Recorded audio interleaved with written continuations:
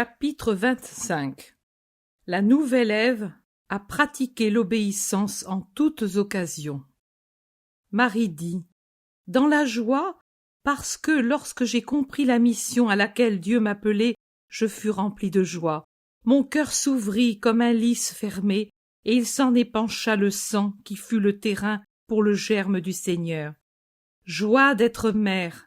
Je m'étais consacrée à Dieu dès le premier âge, car la lumière du Très-Haut avait mis pour moi en pleine lumière la cause du mal du monde, et j'avais voulu, pour autant que c'était en mon pouvoir, effacer de moi l'empreinte de Satan.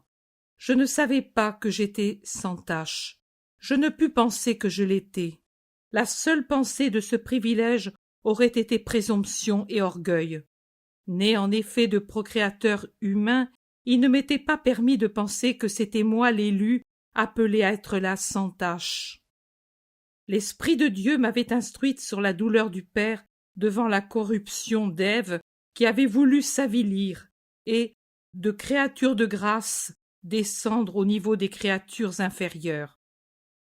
Je portais en moi le désir d'adoucir cette douleur en élevant ma chair à une pureté angélique, avec la volonté de me garder inviolée dans mes pensées, mes désirs et dans les relations humaines. Seulement, pour Dieu, les battements de mon cœur, seulement pour lui, mon être tout entier. Mais si je n'avais pas en moi la fièvre brûlante de la chair, il y avait pourtant encore en moi le sacrifice de ne pas être mère. La maternité exempte de tout ce qui maintenant l'avilit avait été aussi accordée à Ève par le Père créateur. Douce et pure maternité, sans pesanteur d'essence. J'en ai eu l'expérience. De combien s'est appauvrie Ève en renonçant à cette richesse. Plus que de l'immortalité. Et que cela ne vous paraisse pas exagération. Mon Jésus et moi avec lui, sa mère, avons connu la langueur de la mort. Moi, la douce langueur où, épuisé, je me suis endormi. Lui, l'atroce langueur du condamné à mort. À nous donc aussi est venue la mort, mais la maternité sans violation d'aucune sorte est venue à moi seule, Ève nouvelle, afin que je puisse dire au monde de quelle douceur aurait été le sort de la femme appelée à devenir mère sans souffrance dans sa chair. Et le désir de cette maternité pure pouvait exister, et exister de fait dans la Vierge qui était tout à Dieu, car cette maternité est la gloire de la femme. Si vous pensez ensuite en quel honneur était tenue la femme devenue mère chez les Israélites, vous pouvez encore mieux apprécier le sacrifice que j'avais consenti en acceptant par mon vœu cette privation. Maintenant, à sa servante, l'Éternelle bonté faisait ce don sans m'enlever la candeur dont j'avais été revêtue pour être une fleur sur son trône. Et moi, j'en ai éprouvé une suave jubilation d'avoir la double joie d'être mère d'un homme et d'être la mère de Dieu. Joie d'être celle par laquelle la paix ressoudait ensemble le ciel et la terre. Oh, avoir désiré cette paix pour l'amour de Dieu et du prochain, et savoir que c'était par mon intermédiaire, à moi, pauvre servante du puissant, qu'elle venait au monde dire: ô homme, ne pleurez plus, je porte en moi le secret qui vous rendra heureux. Je ne puis vous le dire parce qu'il est scellé en moi, en mon cœur, comme est renfermé en mon sein inviolé le Fils de Dieu. Mais déjà je vous l'apporte parmi vous. Mais chaque heure qui passe rapproche le moment où vous le verrez et connaîtrez son nom saint. Joie d'avoir donné la joie à Dieu, joie de croyante pour son Dieu rendu heureux. Oh, avoir enlevé au cœur de Dieu l'amertume de la désobéissance d'Ève et l'orgueil d'Ève, de son incrédulité. Mon Jésus a fait comprendre de quelle faute le premier couple s'est souillé. J'ai annulé cette faute, refaisant à rebours ces étapes de sa descente. Le commencement de la faute se trouva dans la désobéissance. Ne mangez pas et ne touchez pas à cet arbre, avait dit Dieu. L'homme et la femme, les rois de la création, qui pouvaient toucher à tout, manger de tout, excepté de cet arbre, parce que Dieu voulait que seuls les anges leur fussent supérieurs, eux ne tinrent pas compte de sa défense. L'arbre, le moyen pour mettre à l'épreuve l'obéissance de ses fils. Qu'est-ce que l'obéissance au commandement de Dieu? C'est le bien, car Dieu ne commande que le bien. Qu'est-ce que la désobéissance? C'est le mal, car elle met dans l'âme les sentiments de rébellion, terrain propice au travail de Satan. Ève s'approche de l'arbre qu'elle aurait dû fuir pour en recevoir le bien, mais dont le voisinage, au contraire, lui en a donné le mal. Elle y va, entraînée par la curiosité puérile de voir ce qu'il avait de spécial, et par l'imprudence qui lui fait juger inutile le commandement de Dieu, car elle est forte et pure, la reine de l'Éden, où tout lui est soumis, où rien ne pourra lui faire du mal. Sa présomption sera sa ruine, la présomption qui est déjà le levain de l'orgueil. Auprès de la plante, elle trouve le séducteur. À son inexpérience, à sa candide inexpérience de vierge, à la faiblesse de son inexpérience, il chante la chanson du mensonge. Tu crois qu'il y a du mal? Non, Dieu te l'a dit, parce qu'il veut vous garder esclave de son pouvoir. Vous croyez être roi? Vous n'êtes même pas libre comme l'est la bête fauve. À elle, il a accordé d'aimer d'un vrai amour. Pas à vous. À elle, il a permis d'être créatrice comme Dieu. Elle engendre des fils et voit grandir à souhait sa famille. Pas à vous. À vous, cette joie est refusée.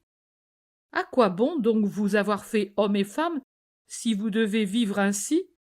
Soyez des dieux. Vous ne connaissez pas la joie d'être deux en une seule chair et d'en créer une troisième et davantage.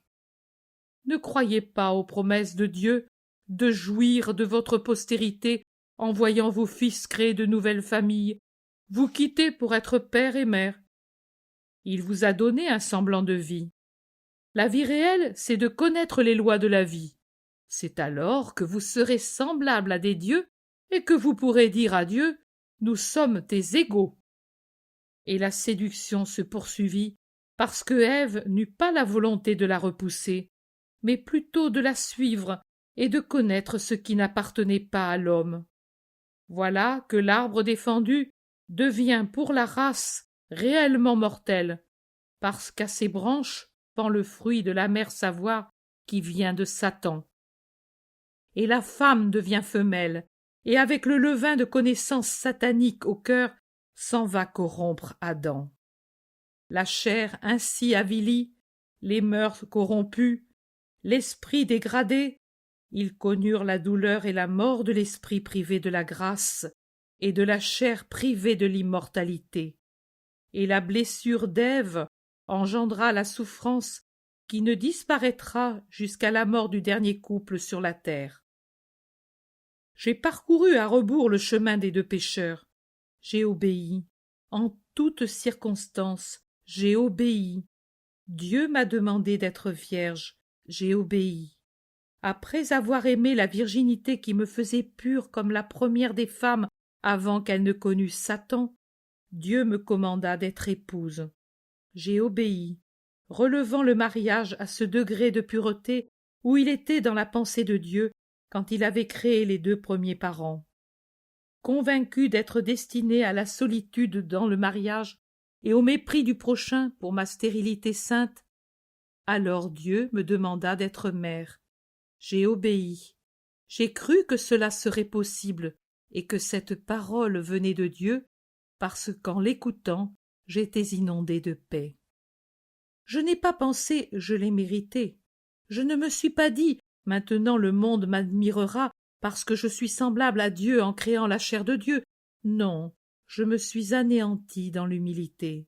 La joie a jailli dans mon cœur comme une tige de rose fleurie. mais elle se garnit tout de suite d'épines aiguës, et je fus étreinte, enveloppée par la douleur, comme les branches autour desquelles s'enroulent les liserons.